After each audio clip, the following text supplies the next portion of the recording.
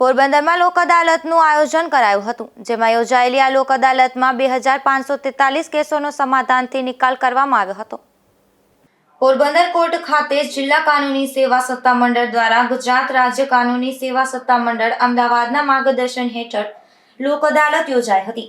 જેમાં મોટર અકસ્માતના વળતરના કેસ, દીવાની દવા, ચેક પરતને લગતા કેસો, જમીન સંપાદનને લગતા કેસ, કામદાર તથા માલિકને લગતી તકરાર, માત્ર દંડથી શિક્ષાપાત્ર કેસો તથા તમામ પ્રકારના સમાધાન લાયક કેસો સમાધાન માટે મૂકવામાં આવ્યા હતા,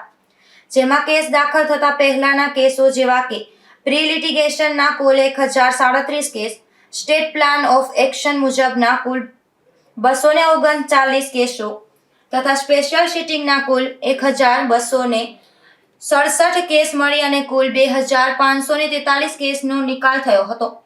તેમજ કુલ 1,78,137 રૂપિયા જેટલી રકમના વિવાદોનો સમાધાનથી અંત આવ્યો હતો।